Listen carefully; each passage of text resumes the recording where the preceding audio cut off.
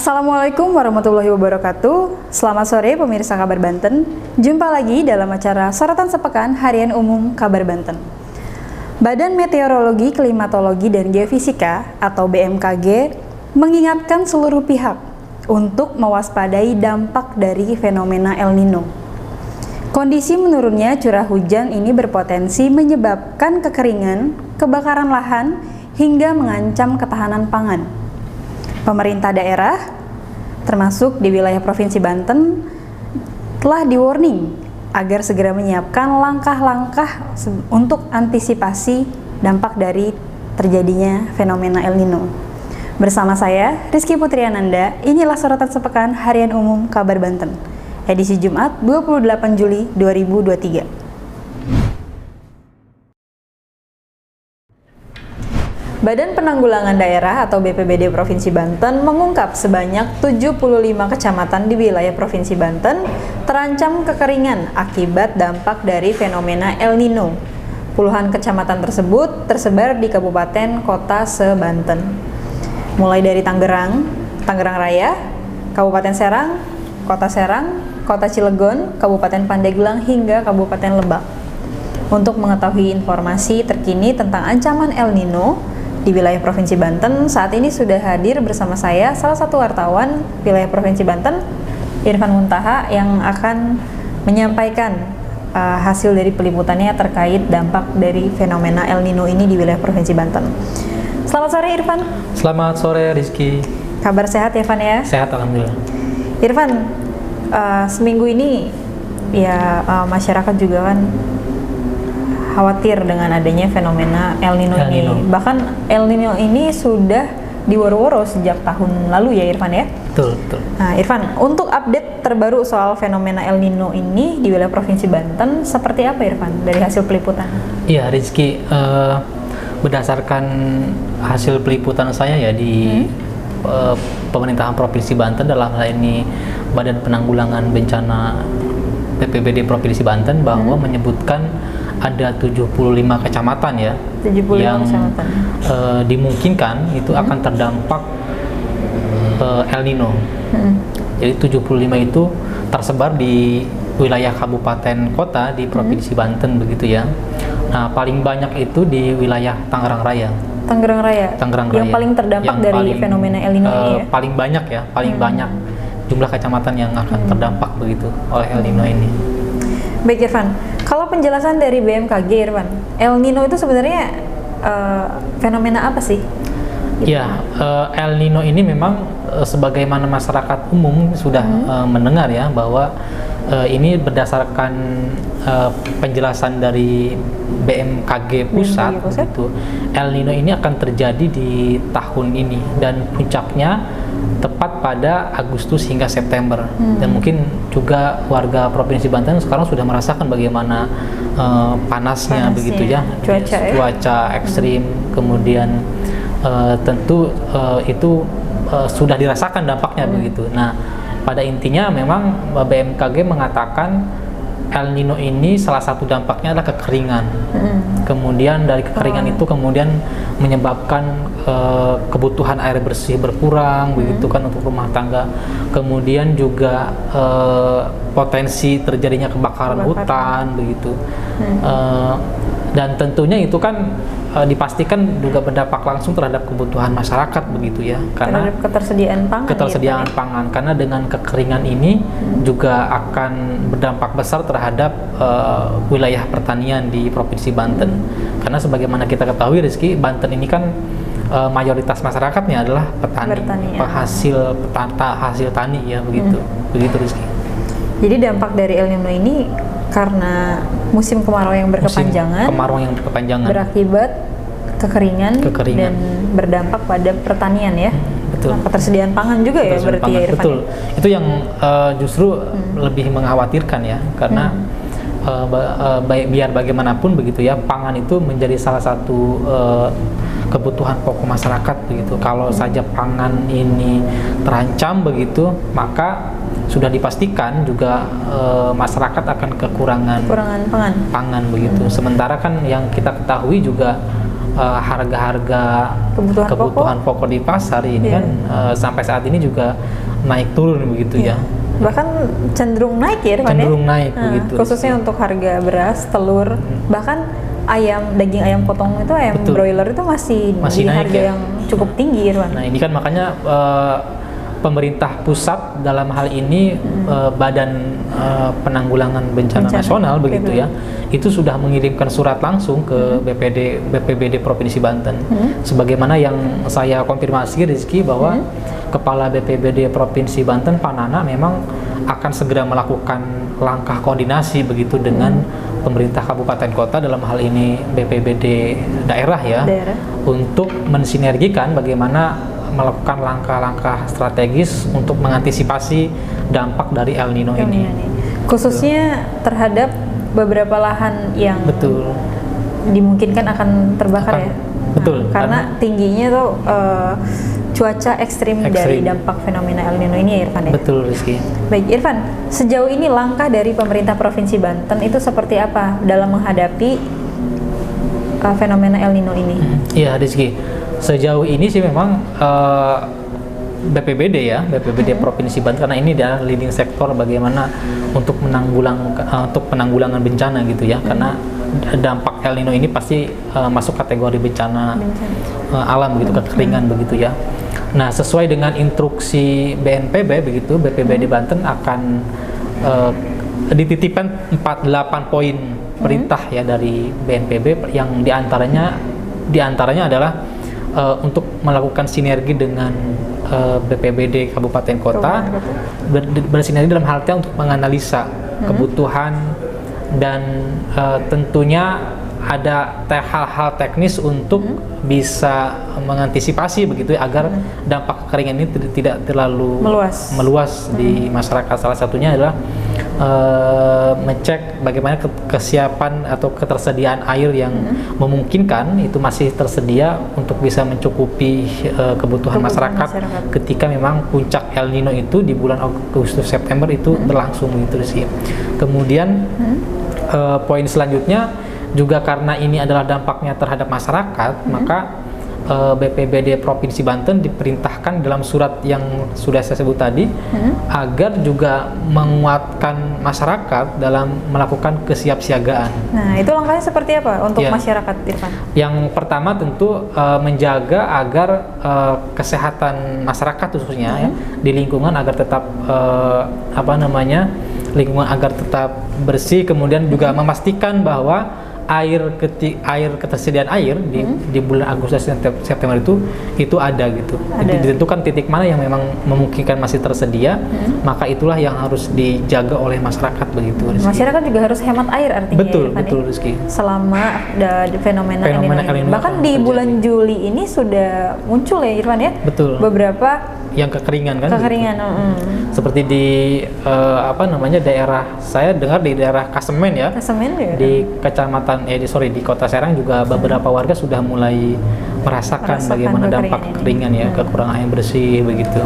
Nah, ini saya kira tidak hanya menjadi tanggung jawab pemerintah Provinsi Banten begitu, tapi juga kabupaten kota yang memang tahu betul bagaimana situasi di daerah itu sendiri, karena luasan dampak ini kan memang sangat luas ya. Bayangkan 75 kecamatan, terbanyak itu di Kabupaten Tangerang Raya ya, itu yang paling akan terdampak kekeringan begitu. Dan kita ketahui di Tangerang Raya kan adalah padat penduduk begitu ya. Kalau ini benar terjadi, dan sumber airnya adanya di Cisadane ya. Betul. Ini harus ada langkah-langkah konkret lah dari pemerintah provinsi dan juga kabupaten kota begitu sih. Irfan, dampak dari fenomena El Nino ini kan cuaca akan lebih panas ya. Lebih panas dan curah hujan menurun. Kemudian terjadi juga beberapa bencana alam ya. Dikhawatirkan adanya kebakaran semak atau hutan ya. Itu ada sosialisasi atau imbauan kepada masyarakat juga nggak, Irfan, untuk tidak membakar sampah, karena selama ini masyarakat masih membakar sampah di belakang rumahnya atau di lingkungan rumahnya. Menjadi pemicu ya, dikhawatirkan nanti kebakaran itu akan meluas. Dan justru ketersediaan air untuk masyarakat akan digunakan untuk itu. Betul, bagaimana Rizky? sebagaimana yang disampaikan Kepala BPBD Provinsi Banten, Pak Nana, memang salah satu dampak dari El Nino yang paling berpotensi itu selain kekurangan air bersih, juga kebakaran. Kebakaran di beberapa titik begitu ya.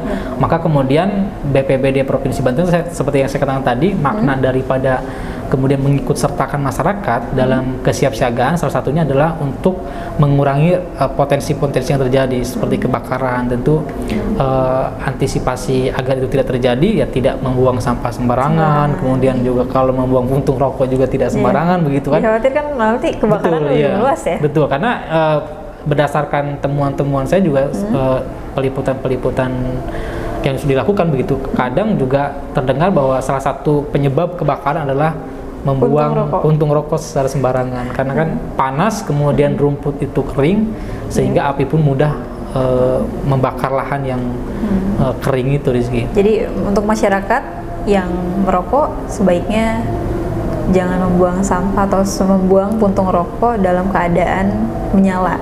Jadi dimatikan dulu baru dibuang, dan dibuangnya tentu pada tempatnya, jangan di semak-semak atau di tempat-tempat yang mudah terbakar, karena dikhawatirkan juga dampak dari El Nino ini akan meluas.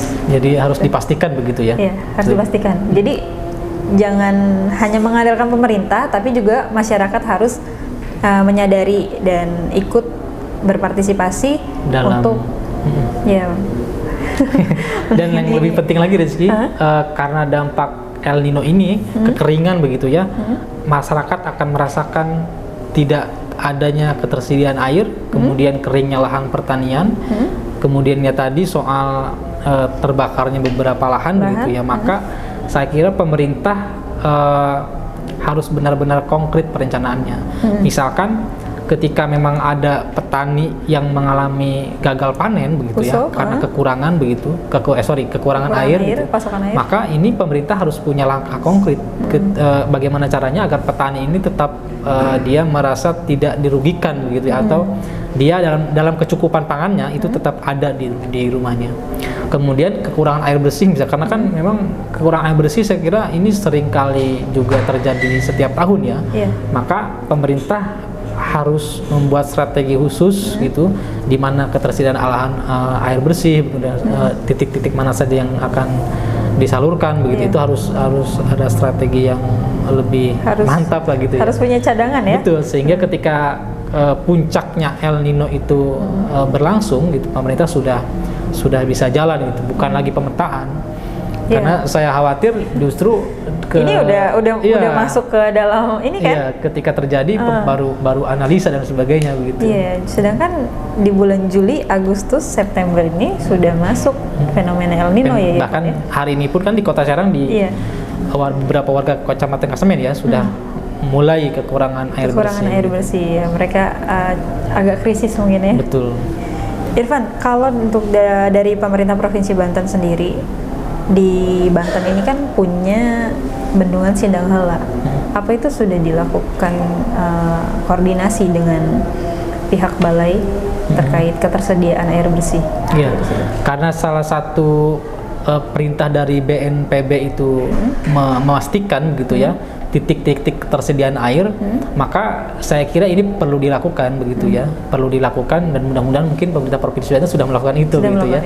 Jadi di mana titik air, keberadaan air itu ada, maka disitulah pemerintah harus ada begitu, dan memastikan bisa langsung berkoordinasi dengan pengelola air yang tadi Rizky sebutkan itu, sehingga ketika memang anggota BPBD, petugas BPBD membutuhkan air itu ya sudah tersedia begitu. Jadi memang butuh kekompakan bersama begitu ya, tidak hanya masyarakat secara umum, tetapi pemerintah juga harus bekerja bersama-sama. Bergerak cepat juga ya. Cepat. Mudah-mudahan ini sudah dilakukan langkah-langkah untuk penanganan fenomena dampak El Nino ini, sehingga masyarakat juga kebutuhan airnya tetap terpenuhi, dan dampak-dampak dari fenomena El Nino ini sudah bisa tertangani dengan baik, dan jangan sampai ada korban atau lain-lainnya. Dampak dari El Nino ini memang cukup besar juga ya, Irfan ya. Betul. Baik Irfan, selanjutnya akan ada langkah apa lagi dari pemerintah Provinsi Banten selain koordinasi dan pembahasan atau pemetaan ini? Iya, sejauh ini sih memang saya belum berhasil mengkonfirmasi ya, misalkan dari sisi daerah pertanian begitu, apakah Dinas Pertanian sudah mulai memetakan begitu ya, apa yang akan dilakukan oleh Dinas Pertanian dalam menghadapi resiko dampak El Nino ini. Kemudian juga Dinas Ketahanan Pangan juga apa rencana mereka begitu ya, itu belum sempat saya konfirmasi ya. Gitu. Tapi kemudian secara umum Kepala BPBD Provinsi Banten Nana Suryana sudah menegaskan bahwa pemerintah akan berkolaborasi dalam menghadapi dampak resiko daripada El Nino ini. Karena dampak ini juga berpengaruh ke sektor pertanian. Betul. Tentunya akan berpengaruh juga atau berdampak juga ke inflasi ya, dan kesejahteraan masyarakat begitu ya. Jadi kalau petani gagal panen begitu ya, atau lahan pertaniannya terdampak begitu. Jadi kita sudah bisa membayangkan berapa ratus masyarakat yang kesulitan untuk makan begitu ya. Ada yang kelaparan ya. Betul, karena kan tadi saya bilang Banten ini mayoritas warganya adalah petani. Jadi mereka mengandalkan kebutuhan hidupnya adalah dari lahan pertanian. Dari bertani itu ya. Betul, Rizky. Jadi PR pemerintah cukup sangat besar, saya kira sangat besar karena ini bersentuhan dengan kebutuhan masyarakat. Biologis ya, kebutuhan keberlangsungan hidup masyarakat di Provinsi Banten. Jadi pemerintah juga harus menjaga ketahanan pangan. Ya. Menjaga dampak-dampak bencana alam yang akan terjadi dari fenomena El Nino ini, dan tentunya akan menyiagakan para personelnya ini ya. Baik Irfan, terima kasih atas penjelasannya terkait dampak dari fenomena El Nino di wilayah Provinsi Banten ini. Tentunya kita akan tunggu updatean selanjutnya, dan mudah-mudahan sudah dilakukan langkah-langkah konkret itu dari pemerintah Provinsi Banten. Baik pemirsa Kabar Banten, tadi sudah dijelaskan sedikit tentang dampak dari El Nino dan apa saja yang akan terjadi ketika fenomena El Nino ini sudah mencapai puncaknya. Dan untuk masyarakat juga diminta untuk tetap menjaga lingkungannya dan tentunya ikut serta dalam supaya tidak meluas dampak dari El Nino ini, khususnya masyarakat yang berada di wilayah-wilayah tertentu ya, di titik-titik yang rawan terhadap ketersediaan air bersih. Baik pemirsa Kabar Banten, kita jumpa lagi di pekan berikutnya dengan tema-tema yang lebih menarik lagi, dan mungkin kita juga akan membahas kelanjutan tentang dampak dari fenomena El Nino.